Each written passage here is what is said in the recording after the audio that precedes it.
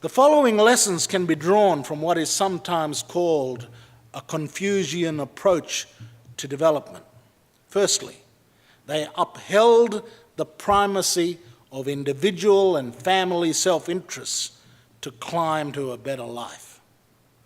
Lee Kuan Yew wrote, "I work on the basis that all men and women first work for themselves and their families, and only then will they share a portion of it with the less fortunate." 2, they established a strong support parameters to support individuals and families to climb.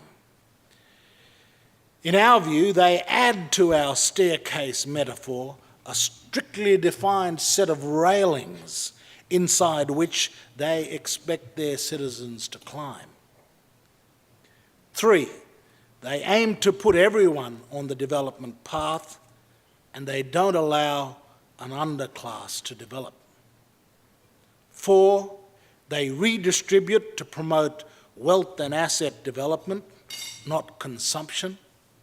And 5, they maintained a paternalistic approach to social order.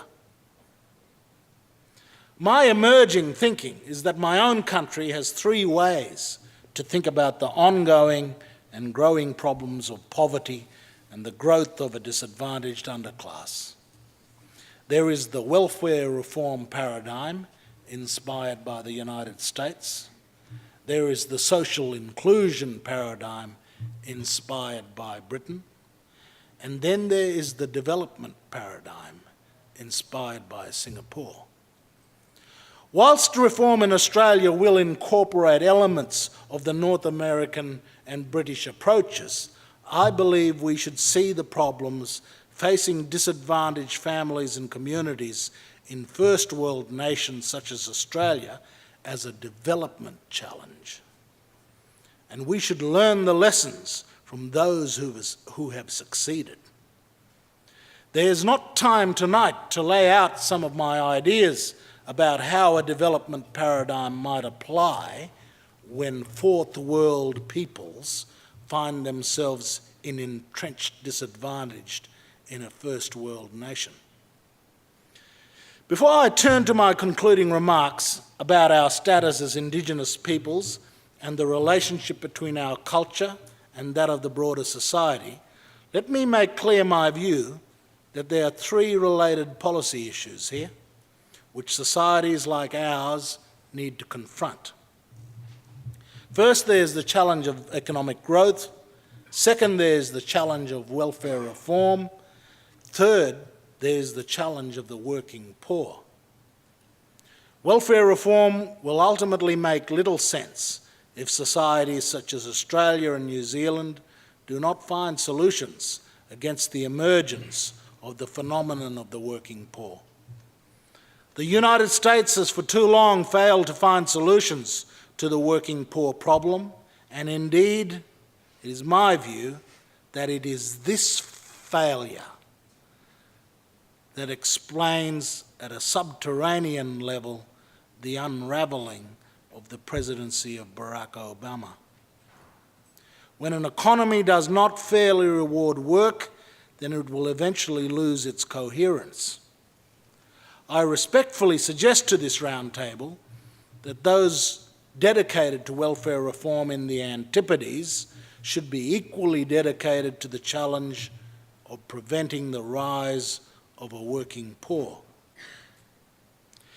Let me now highlight 3 key articles of liberal philosophy that cannot be gainsaid if we are serious about our intent to close the gap on Indigenous disadvantage: self-interest, choice, and private property. I will make some brief comments on each of these in turn. Self-interest is the engine of development. Closing the gap of native disadvantage in my country obviously requires development. Self-interest in the sense explained by the classical liberals is a great power for good. There is no more powerful engine. The problem is that self-interest is the last thing that comes to mind when Australian leaders, policymakers and citizens come to consider Indigenous policy. But not only is self-interest relevant to any serious intention to close the gap, it is absolutely critical. It is the engine that drives everything else in the vehicle of progress.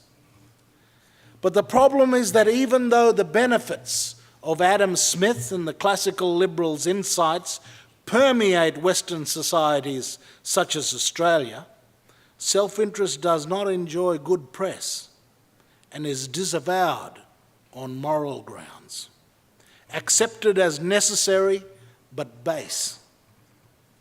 The great Western embarrassment about self-interest on ethical or moral grounds not only dishonours the perfectly plain explanation given by Adam Smith in The Wealth of Nations, self-interest is not a moral position, it results in Westerners failing to understand that the means by which they secure their advantage and thereby provide amenity to others is through the pursuit of self-interest. Moral confusion and then vanity means that Westerners end up denying the power of self-interest for the benefit of the disadvantaged. Advantaged Australians assume it crass to think self-interest is key to Indigenous uplift. It is easier to think they should instead be deserving of compassion and altruism. Advantaged Australians are confused by Adam Smith's recognition that as well as self-regard, we humans harbour regard for others, means that disadvantaged people will be saved by our other regard rather than their own self-regard. Nay, if we are to be properly other-regarding, our efforts should be directed at supporting the mobilisation of self-regard on the part of the disadvantaged and opening the doors of opportunity so that they can pursue their own progress. As well as the tendency of advantaged Australians to luxuriate in moral equivocation when it comes to applying the liberal article of self-interest in Indigenous policy, and might I say that the deprecation of self-interest by the religious orders when it comes to discussions about the plight of the disadvantaged is particularly ill-considered and profoundly unhelpful. The Indigenes themselves come to believe that we are particularly devoid of self-interest. We are a people apart, unconcerned with materialism, motivated by more esoteric and mystical concerns, such that self-interest is culturally alien and irrelevant to our future progress. Of course, Indigenous Australian culture reflects the nature of the hunter-gatherer society of our past and the continuing present. And yes, culture matters, but self-interest is ultimately sourced in our biology, and all humans are possessed of it. David Hume's insight that our self-interest is ever-abiding is as true for hunter-gatherers as it is for liberal capitalists.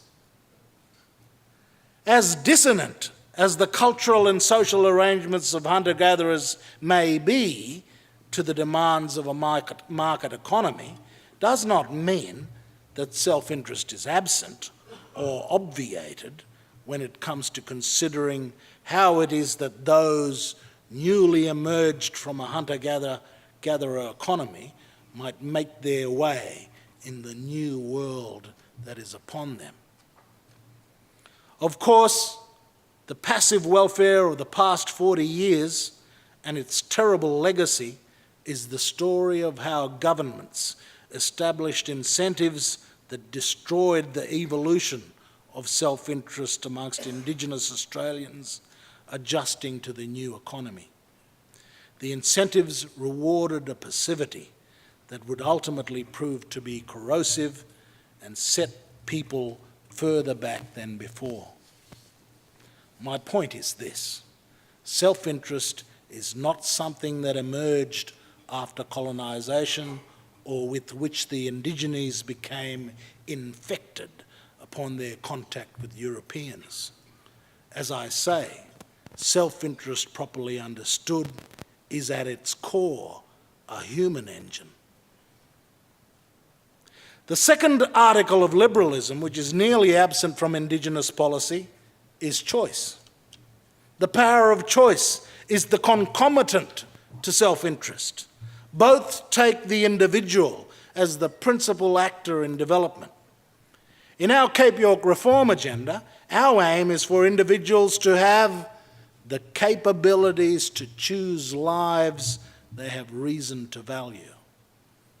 We take this formulation from the Nobel laureate Amartya Sen. It is not my purpose here tonight to rehearse the insights we have taken from Sen in relation to the importance of individuals developing capabilities.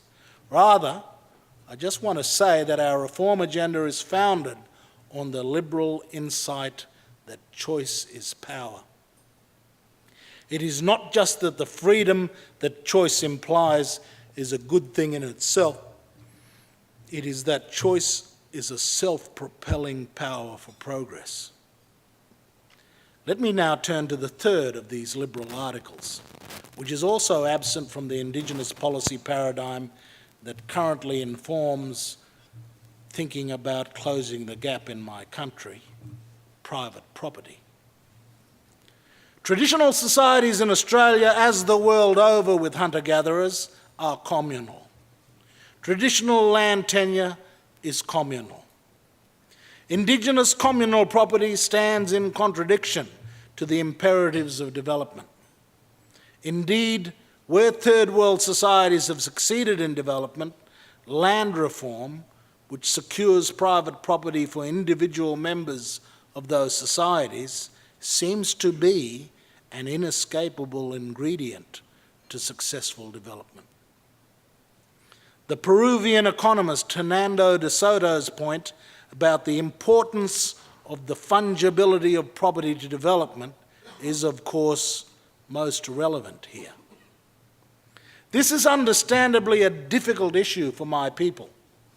Our traditional culture is at odds with what is a clear requirement for development: private property. In my view, and for the reasons I have started to articulate in my earlier discussion of self-interest, it is not that Indigenous Australians do not possess the self-interest that enables them to be individuals who are capable of pursuing their own development. This is not the principal barrier to development. The principal barrier is communal land ownership and the extent to which private property is excluded. There is not time enough tonight for me to discuss solutions to this confrontation between an ancient system of land tenure and the demands of development, but I believe that solutions are possible. My only point for tonight's purpose is to make the argument that private property must be front and centre if we are to be serious about closing the gap on disadvantage.